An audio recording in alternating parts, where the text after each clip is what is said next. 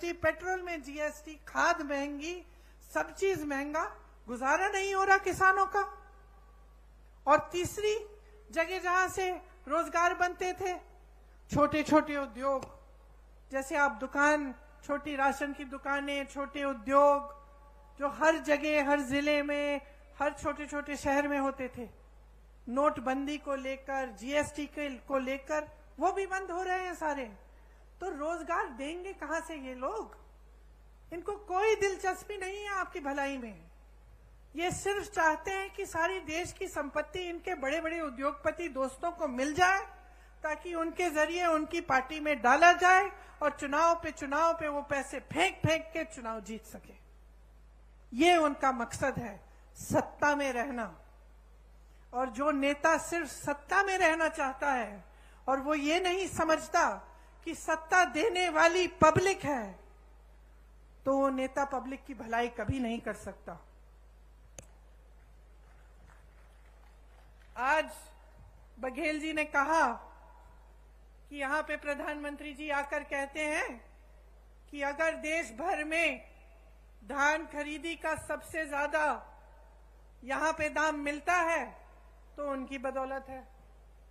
अब बताइए, ये जब प्रदेश सरकार काम करती है तो उसका श्रेय भी लेना चाहते हैं, इससे उनकी नीयत दिखती है।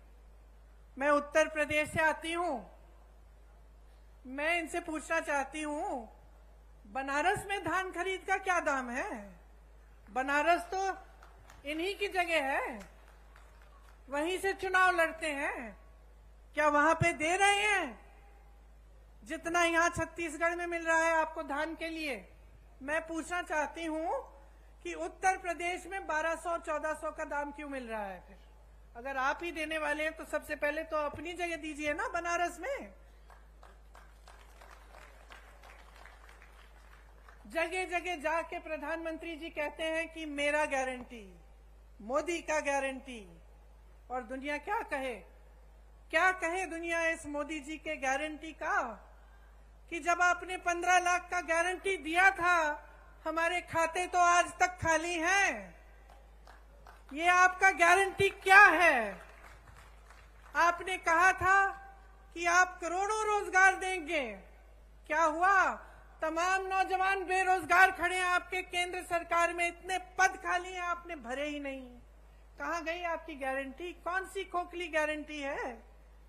आपने कहा था बेरोजगारी को मिटाएंगे, आज 45 साल में सबसे ज्यादा बेरोजगारी हमारे देश में आपकी बदौलत है।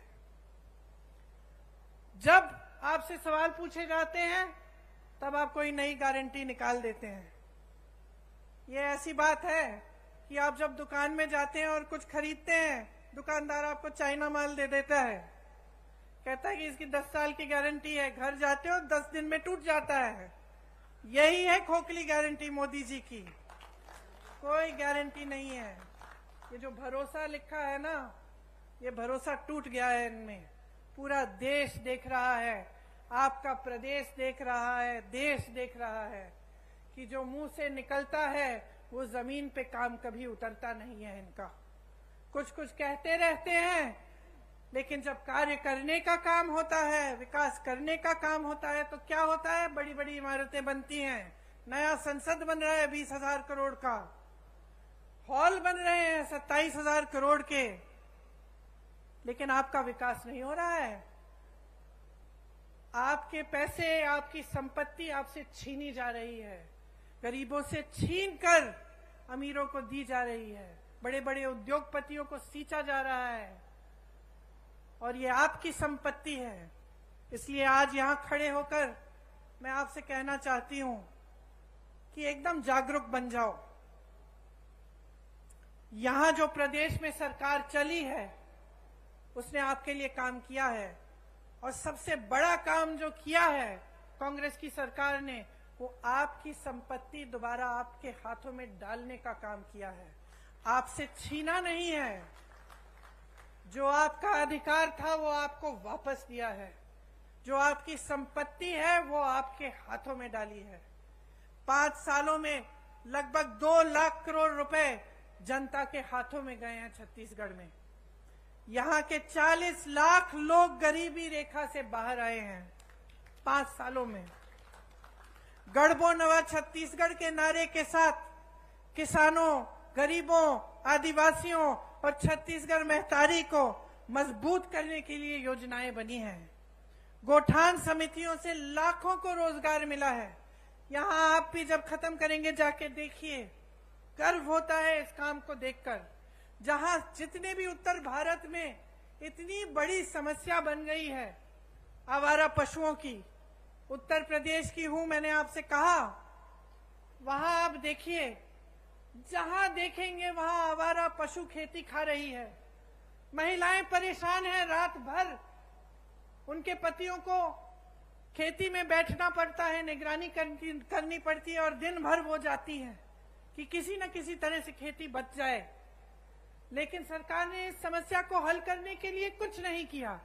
यहाँ छत्तीसगढ़ में मैं गर्व से कहना चाहती हूँ कि जो गोठान योजना है उससे ये समस्या हल भी हुई है और इससे आपकी प्रगति भी हुई है और आपको रोजगार मिले हैं, आपकी कमाई हुई है। वहां खड़ी हुई मेरी बहनें खुशी से खिलखिला रही हैं। मैंने जब उनसे पूछा खुश हो, मुस्कुरा के कहीं खुश हैं। कितना कमाया है? हमारे समूह ने 1 लाख कमाया है। गर्व से कह रही हैं। अब इनको कौन दबाएगा? आगे बढ़ना शुरू हो गया है, विकसित होना शुरू हो गया है। तो यही चाहते हैं आप प्रदेश की सरकार से। खेती में देखिए, जैसे मैंने कहा, देश भर में किसान त्रस्त है, परेशान है, लेकिन यहाँ पे किसान खुश क्यों है?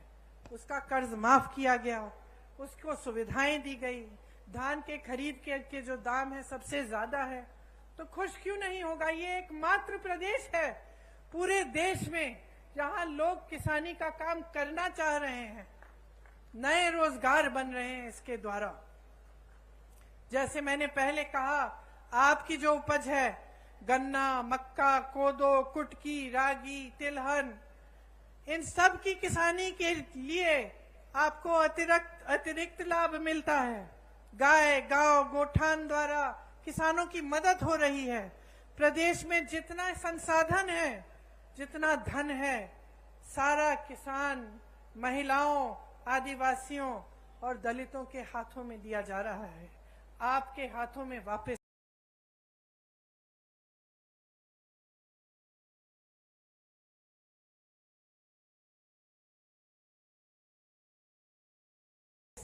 भूमिहीन कृषि मजदूरों को सालाना गोबर की खरीद अब तक 425 करोड़ का भुगतान इसमें हुआ है। आप सोचिए कितना लाभ हो रहा है आपका। इसीलिए जब आप भाजपा के प्रदेशों को देखते हैं, ध्यान से इनका आकलन करिए, ध्यान से देखिए, क्या ये सब स्कीम, ये सब सरकार की जो बातें हैं, जो काम कर रहे हैं, वो क्या उधर भी हो रहा है? और आपको पता, सच्चाई पता चल जाएगी। चाहे आप मेरी बातों पे ना जाएं, हमारे नेताओं की बातों पे ना जाएं, क्योंकि हम कांग्रेस पार्टी के हैं, हम कांग्रेस के पक्ष में बोलेंगे। लेकिन आप अगर आंख खोल के, अगर जागरूक बनेंगे और अगर दूसरे प्रदेशों की ओर देखेंगे, तो आपको कांग्रेस के प्रदेशों में और उन प्रदेशों में बहुत फर्क दिखेगा। आज राजस्थान, कर्नाटका, हिमाचल प्रदेश और छत्तीसगढ़ में ओपीएस लागू है। आज जो वादे उन प्रदेशों में किए गए वो पूरे कर दिए जा रहे हैं। महिलाओं को हर महीने कुछ मिल रहा है कर्नाटका में, हिमाचल में शुरू होने जा रहा है। राजस्थान में जैसे यहाँ पर आपको चिकित्सा के लिए जब आप बीमार पड़ते हैं तो आपको 25 लाख तक मुफ्त इलाज मिलता है। तो ये सिर्फ छत्तीसगढ़ की बात नहीं है, ये कांग्रेस में जहां जहां सरकार है उन प्रदेशों की बात है और ये सच्चाई है। तो इसमें कोई अगर आपको शक हो, आप खुद पूछ लीजिए, किसी राजस्थानी से पूछ लीजिए कि क्या हो रहा है उस प्रदेश में। और आपको तो छत्तीसगढ़ का अनुभव है ही, आप तो जानते ही हैं कि यहाँ कितनी प्रगति हुई है और आपके लिए कितनी चीजें की हैं। किसानों की यहाँ हजारों करोड़ रुपए की सब्सिडी है। तेंदुपत्ता बंडल का दाम 4000 रुपए तक बढ़ाया गया है। बीपीएल परिवारों का 5 लाख तक निःशुल्क इलाज हो रहा है और जो जेनेरिक दवाइयां हैं उसमें 50 से 75% तक छूट भी मिल रही है। महिलाओं के लिए मेरी बहनें कितनी योजनाएं हैं, मैं गिनवा सकती हूँ आपको। आंगनवाड़ी कार्यकर्ता का मानदेय बढ़ाया, 10,000 रुपए किया, सहायिका का 5,000 रुपए किया, मिनी आंगनवाड़ी को 7,500 रुपए किया, मितानिन बहनों को भी 2,200 का रुपए अतिरिक्त मिल रहे हैं। दाई दीदी क्लिनिक बनी महिलाओं के लिए, आपसे ही संचालित है। कितना अच्छा लगता है ये देखकर कि आप खुद इन क्लिनिकों का संचालन कर रही हैं और आप ही का लाभ हो रहा है। सरकारी कॉलेजों में लड़कियों को स्नातक तक मुफ्त शिक्षा मिल रही है। इतना अच्छा लगता है। यहाँ मेरी छोटी बेटियां खड़ी हैं जो इंग्लिश में बोल रही हैं, जो कह रही हैं कि मैं बड़ी होकर डॉक्टर बनूंगी, मैं बड़ी होकर कलेक्टर बनूंगी। स्वामी आत्मानंद स्कूल की बात की हमने, जिनके बारे में आदिवासी बच्चियों की शिक्षा के लिए इंदिरा जी ने बोला था, बघेल जी ने वो सपना साकार किया। ऐसी 50% महिलाओं के लिए उसमें आरक्षण है। स्वयं सहायता समूह का करोड़ों का कर्ज माफ किया और करोड़ों की कमाई भी होगी जब इस तरह के कार्य किए जाते हैं उनके लिए। तो इस तरह की तमाम स्कीमें हैं जो सिर्फ आपके लिए, आपके हाथों में सत्ता, आपके हाथों में आपकी संपत्ति देने के लिए बनाई जा रही हैं। मैं गर्व से आज एक और घोषणा करना चाहती हूं कि अगर हमारी सरकार फिर से प्रदेश में आएगी तो 10 लाख आवास गरीबों को दिए जाएंगे।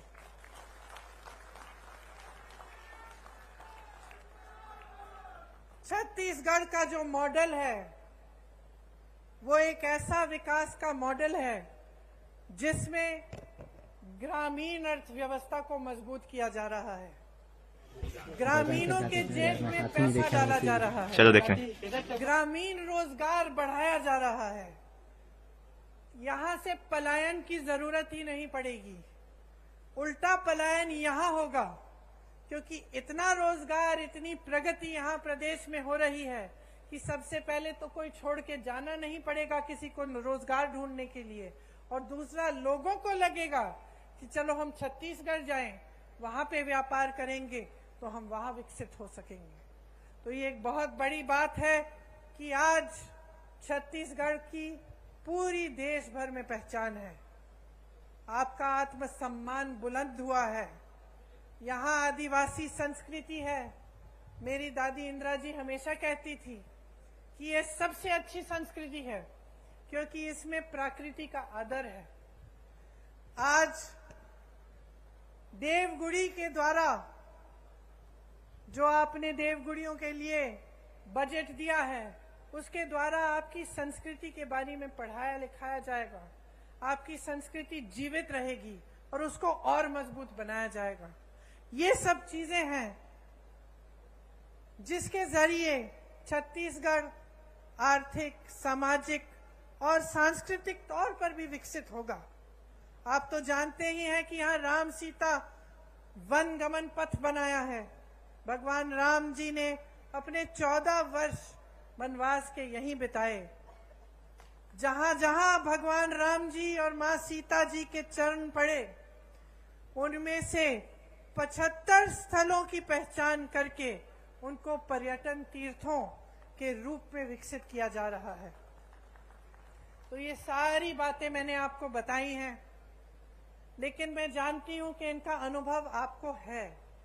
आप खुद देख रहे हैं कि आपके प्रदेश में खुशहाली आ रही है। तो मैं सिर्फ ये कहना चाहूंगी आपको कि चुनाव आ रहा है, शायद कल घोषित हो जाएगा। कुछ दिनों में पोलिंग का दिन आएगा। आप सब, खासतौर से मेरी बहनें, आप अपना वोट डालने जाएंगी। आज मुझे बहुत खुशी की बात है कि जितने भी राजनीतिक दल हैं वो समझ गए हैं कि जो मेरी बहनें हैं, असली शक्ति इनके हाथों में है। आज सब आपके वोटों के पीछे दौड़ रहे हैं, तो इसका मतलब है कि आपकी जिम्मेदारी दुगनी हो गई है। किसके प्रति है ये जिम्मेदारी? आपके देश के प्रति, आपके प्रदेश के प्रति तो है ही, लेकिन सबसे बड़ी जिम्मेदारी आपके बच्चों के प्रति है। आप अपने बच्चों का भविष्य मजबूत बनाना चाहती हैं कि नहीं? तो इसके लिए आप सबको, बहनों और भाइयों, बहुत जागरूक रहना पड़ेगा। आप सबको सवाल उठाने पड़ेंगे कि आपके लिए क्या और कौन क्या करता है।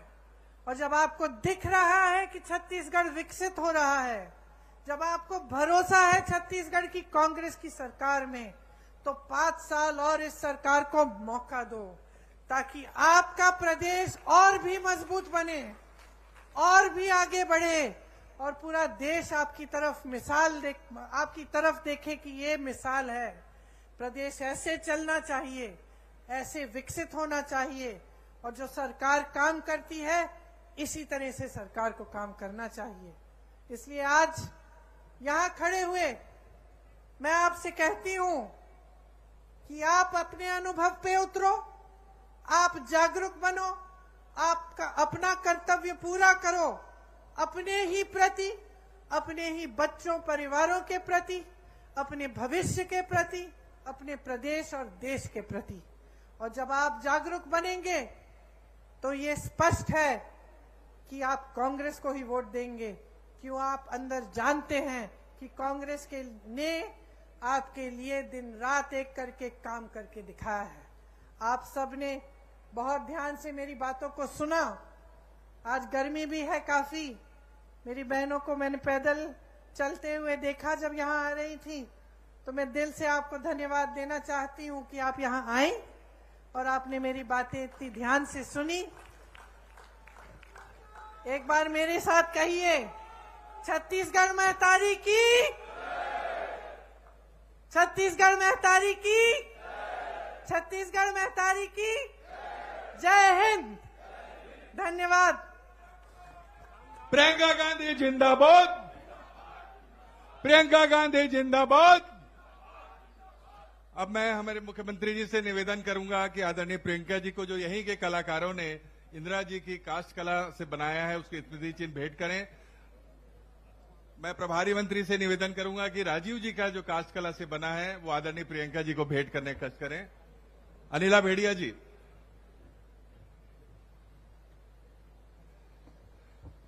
और मैं आभार प्रदर्शन करने के लिए हमारे जिले की प्रभारी मंत्री अनिला भेड़िया जी को आमंत्रित करता हूं।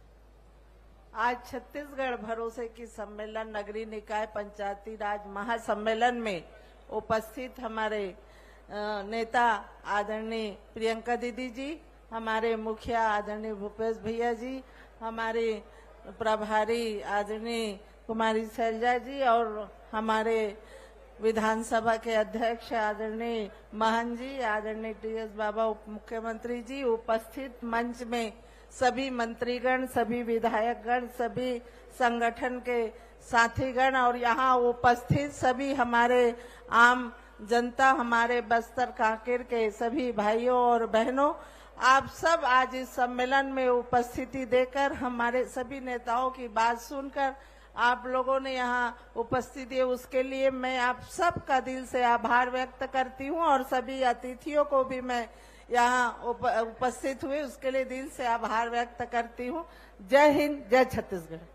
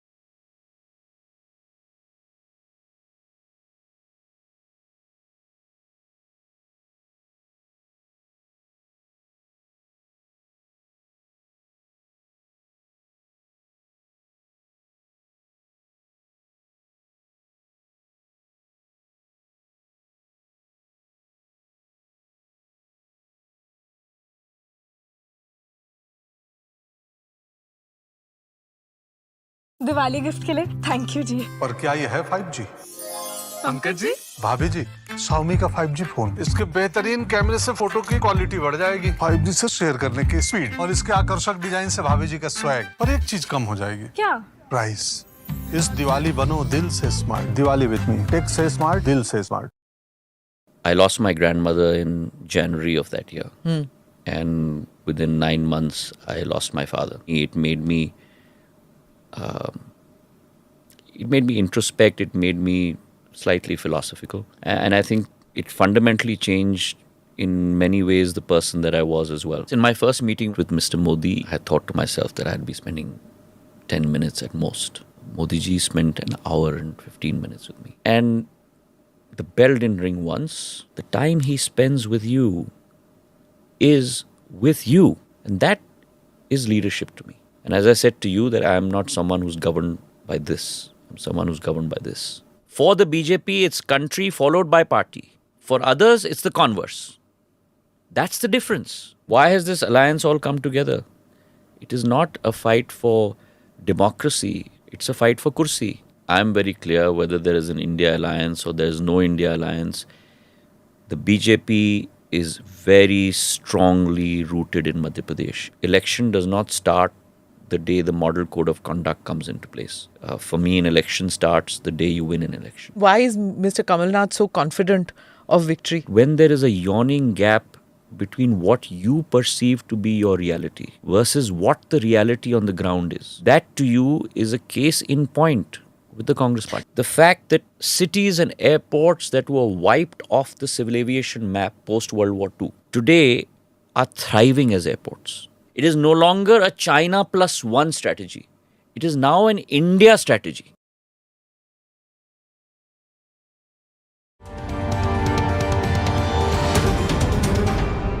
Namaste, Jai Hind. You're watching ANI Podcast with Smita Prakash. Thank you for watching or listening in to the show and writing in to tell us who you would like on the show. Today, we have the Civil Aviation Minister, Jyotiraditya Scindia. For those who are not familiar with Indian politics, here's a short primer. Jyotiraditya Scindia is a recent entrant into the cabinet of Prime Minister Modi. That was in 2021. He jumped ship from the Congress party in 2020 after being in that party for almost 2 decades. Scindia belongs to the erstwhile royal family of Gwalior. His father Madhav Rao Scindia was in the Congress party. His grandmother Vijay Raje Scindia was part of the Jan Sangh, the precursor of the current BJP, of which Jyotiraditya Scindia is a cabinet minister. Thank you, Jyotiraditya Scindia, for being here. I don't know how to refer to you because your fans, they refer to you as Maharaj Ji, and then there are so many minister, sir, No. sir. My name is Jyotiraditya, so whatever you'd like. If it's a little bit of a tongue twister, which it sometimes... No, why would it be? Sometimes is for a lot Really? of people, yeah. What do you get called? So either Jyotir or Aditya many times. Or in the US, because for them it was a real tongue twister, so they abbreviated it to the first letter, which is just J. J. You're not Joe. No. I certainly am not a Joe. You're not a Joe. I'm not a Joe. Yeah, so whatever you like. Okay, all right. So, there are a bunch of questions which I want to ask you, but I would, of course, begin with your portfolio. When you joined the BJP and when you joined PM Modi's cabinet, it was like a given. I think most people thought that, yes, he is going to get civil aviation. Tell me, what is how did you feel when it was offered to you, or did you ask for it? No, not at all. I have, first of all, I've never put a preference for any portfolio throughout my 2 decades of public service in any of the portfolios that I've held. Secondly, I do not think that it is your domain to ask for one, whether it may be your preference or not. It is whatever the leadership decides is right for you, where the leadership in its opinion feels that you can do the best justice. And therefore, for me, it was, first of all, a very exciting portfolio to have for various reasons that we'll probably get into while we converse through this interview. But most importantly, it was also a very emotional one for me. Yeah. And the reason for that was that my father had held this portfolio in the early 90s, 91 to 93. And for me, it was also a challenging portfolio because whilst he had held it, he had really opened up the skies and he had deregulated this industry. And under the Prime Minister's vision and his very decisive thinking, he was very clear in terms of how he wanted to see this sector grow and be, most importantly, democratized. And therefore, for me, it was a great challenge when I found out that I had this portfolio. For our overseas viewers, here's a short primer about Jyotiraditya Scindia's father, Madhav Rao Scindia. Madhav Rao Scindia was the Civil Aviation Minister in the cabinet of Prime Minister Narasimha Rao. In 1992, one of the Indian Airlines aircraft crashed, though without any loss of life, and Scindia promptly submitted his resignation, which Prime Minister Rao accepted with alacrity. Madhav Rao Scindia died at the age of 56 in a plane crash in Uttar Pradesh. All 8 people died in the crash. At that time, he was being seen as the future Prime Minister candidate of the Congress party. Young Jyotiraditya Scindia was symbolically anointed the head of the family after his father's death. Jyotiraditya's father was the son of the erstwhile ruler of the Gwalior royal family. Jyotiraditya's mother, Madhavi Raje Scindia, is the great-granddaughter of the former Prime Minister of Nepal and Maharaja of Kaski and Lamjung, Shamsher Bahadur Rana. So let's rewind back to the time when your father passed away. What was it like at that moment? Because you were really young, and your father was seen as a prime ministerial candidate even in those years, and people saw so much potential in him. And here you were, this young person. He was an influential. I mean, every son is close to his father, but for you, he was more than just a father. He was a hero of sorts. Tell me a little bit about that period in your life. It's a painful period. It's not a period that, to be very candid with you, I like revisiting too often. I had been away at Stanford for 2 years. I was pursuing my MBA. And my parents had just come for my graduation May of 2001. And whilst I was at Stanford, I had participated in a business plan competition. And as it turns out, my colleague and I, with our business plan, we had won the competition. And therefore, we were pretty much set on the path of making that idea, which was on a piece of paper, into reality. And it was very early years, way beyond this outsourcing business trend that had started in India.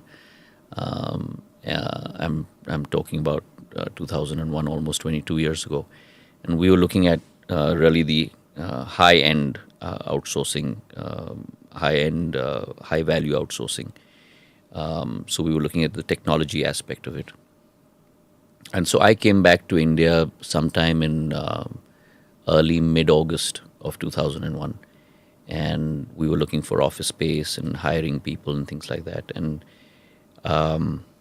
within a month and a half of me coming back, and I was in Bombay,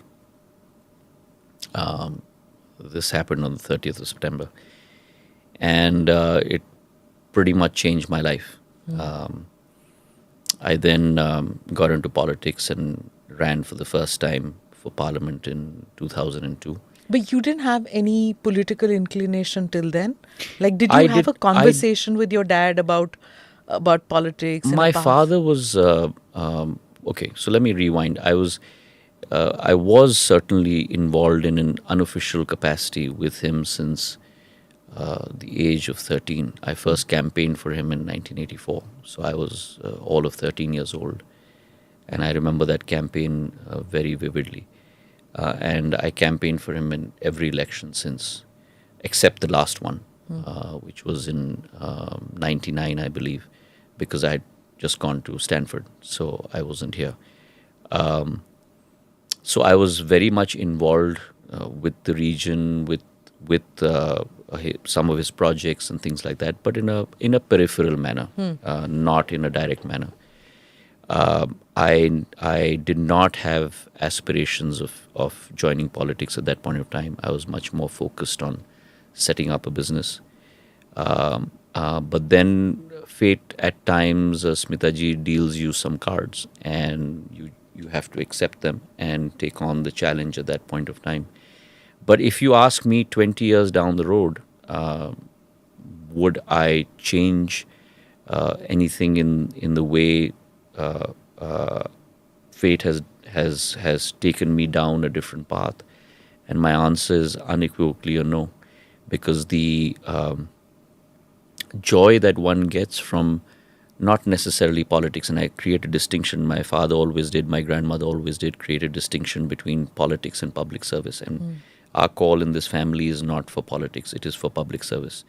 And I remember him saying once, and I've always carried it with me ever since, कि हमारी लक्ष्य कभी राजनीति नहीं होनी चाहिए, हमारा लक्ष्य जनसेवा होनी चाहिए, और राजनीति केवल एक माध्यम होनी चाहिए उस लक्ष्य की पूर्ति करने के लिए. And so has it been my calling for the last 2 decades of public life. And therefore, if you see my resume, or my internal calling is that of a public servant and not a politician. You know, when he passed away, when your father passed away, there was this very poignant ceremony where you were appointed a kind of a titular head, should I say, or of the family. And here you were a very young person. Your aunts are there, your mother is there, and you have your aunts who are much older than you, who are blessing you. On the other side of the, I mean, your father was in the Congress, they are in the BJP. But at that moment, there is something which is uniting you all.